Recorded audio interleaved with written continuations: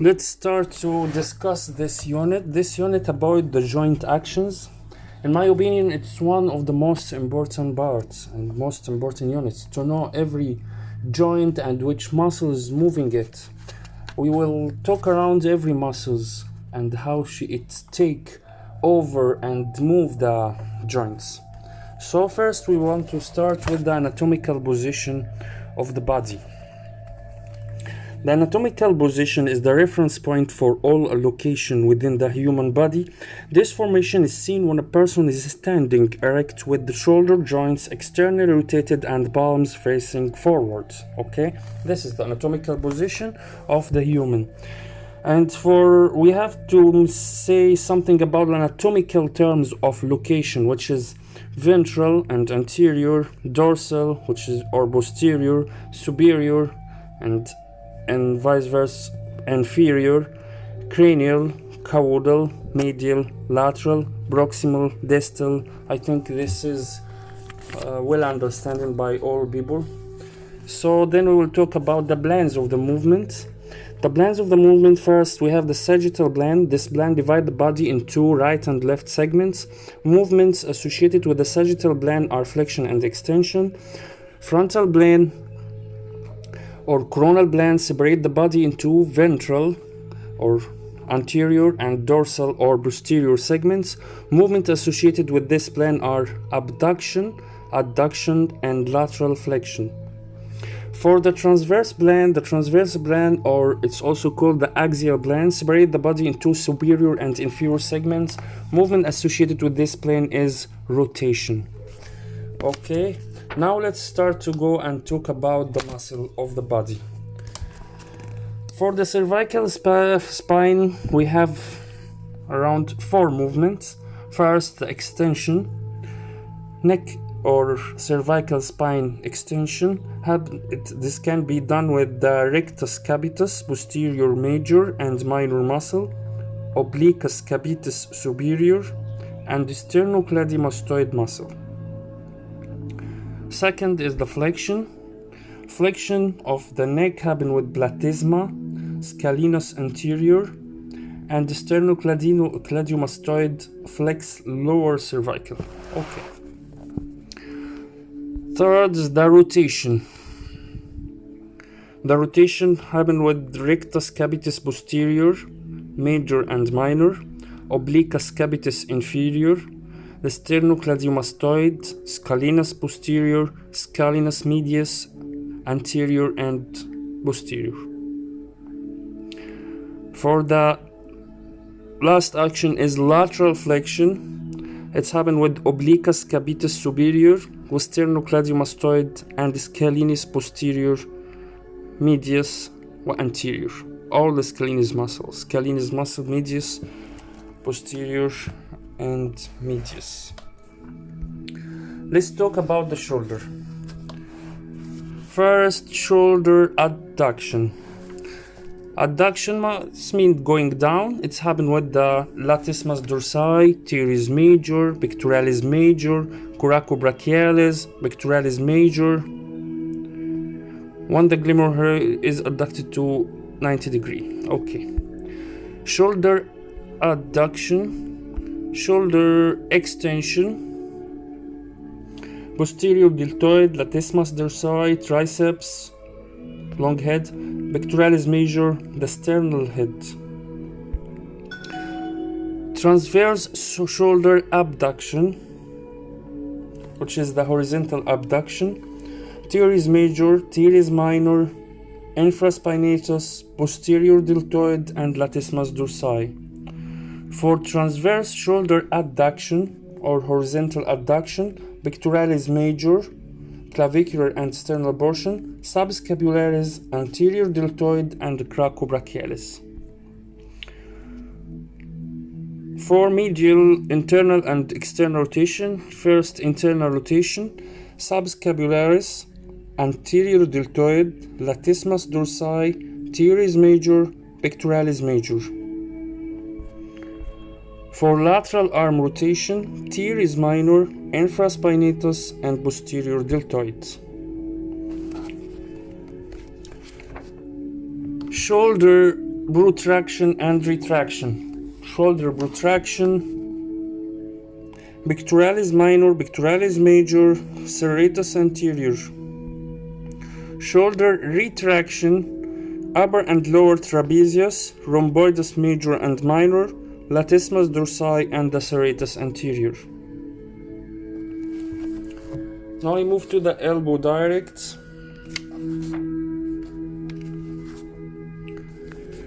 For flexion of the elbow, biceps brachii, brachialis, brachioradialis.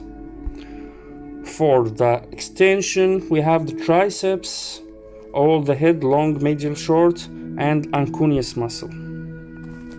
Let's return back to the scapular movement. We have scapulothoracic joint, what's happened elevation of the scapula over the chest wall.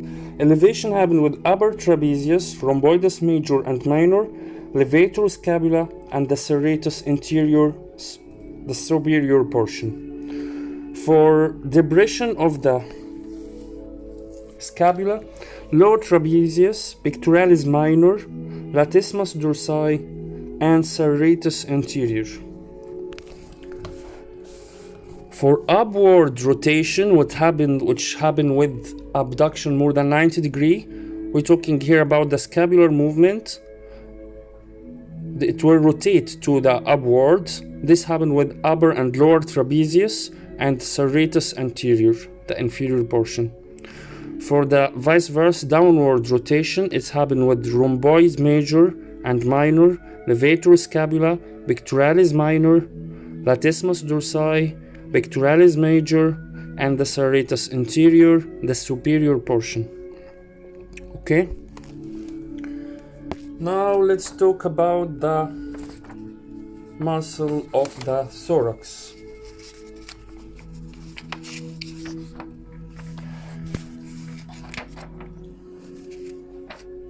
For the thoracic and lumbar spine action and muscle, we have flexion, which is the camel position. It's happened with the rectus abdominis, internal and external obliques, serratus posterior, and transversus abdominis. While the extension, which is making the cat position or the cow position, it's happened with the splenius, iliocostalis, longissimus, spinalis thoracic, semispinalis, multifidus, rotators, interspinalis, and the quadratus lumborum.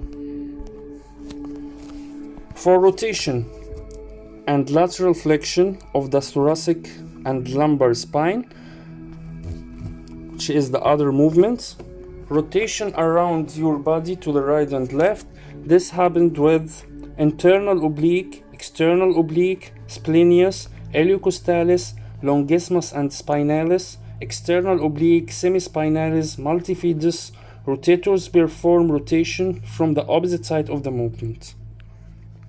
For the lateral flexion to the right and left, there is also external internal oblique, splenius, iliocostalis, longissimus, spinalis, thoracis, semispinalis, multifidus, rotators, intertransversi, and the quadratus lumborum. Let's move to the hip. Internal rotation and external rotation. For the internal rotation, tensor fasciolata, pectineus, adductor longus, adductor brevis, adductor magnus, and the gluteus medius, gluteus minimus. For external rotation of the hip, gluteus maximus, gluteus medius, gluteus minimus, gemellus superior and inferior, obturator internus and externus, psoas, iliacus, sartorius, piriformis, and adductor magnus.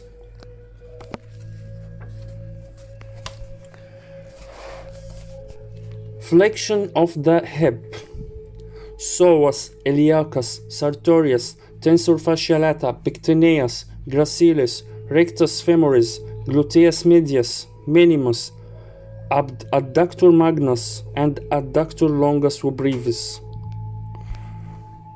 For the extension,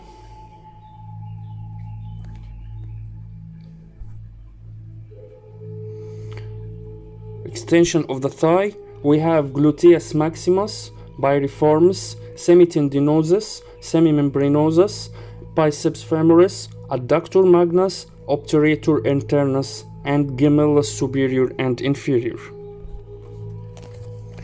For the abduction, we have gluteus maximus, gluteus medius, gluteus minimus, sartorius, tensor fasciae lata, piriformis, gemellus superior and inferior, and obturator internus. For the vice versa, the adduction, the medial muscle of the thigh, we have gluteus maximus, adductor magnus, adductor longus, adductor brevis, gracilis, pectineus, quadratus femoris, and obturator externus. The gemellus superior and inferior and anterior and obturator internus. Knee flexion. Knee flexion, semitendinosus, semimembranosus, and biceps femoris, long short head, popliteus, gracilis, plantaris, and gastrocnemius. For knee extension,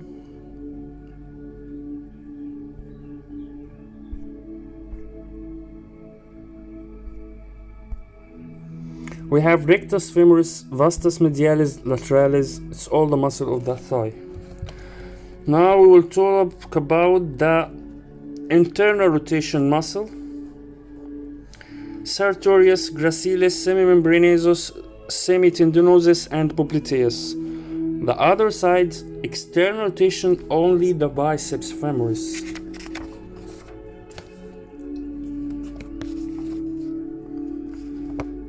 Now the ankle. Dorsiflexion. Dorsiflexion happens with the tibialis anterior, extensor digitorum longus, extensor hallucis longus, and peroneus tertius. For the plantar flexion, we have gastrocnemius, soleus, plantaris, tibialis posterior, flexor digitorum longus, flexor hallucis longus, and peroneus longus brevis. Peroneus, the same muscle fibularis, okay? Now for eversion and abduction, it is the same movement with the same muscle, eversion and abduction. Again, tibialis anterior, extensor digitorum longus, extensor hallucis longus, and peroneus tertius. For inversion and adduction, which are the same movement, we have gastrocnemius, soleus, plantaris, tibialis posterior, flexor digitorum longus, flexor hallucis longus, peroneus brevis, and longus. For also pronation and supination of the foot, pronation muscle and supination muscle. The supination muscles are tibialis anterior, extensor digitorum longus, extensor hallucis longus, and peroneus tertius. This is the only one which comes from the other side. For pronation, we have gastrocnemius, soleus, plantaris, tibialis posterior, flexor digitorum longus, flexor hallucis longus, and peroneus longus brevis. Okay. This is the end of this chapter. We talk about all the muscle moving the joint, and I think it's better to see the muscle while talking about which muscle is working.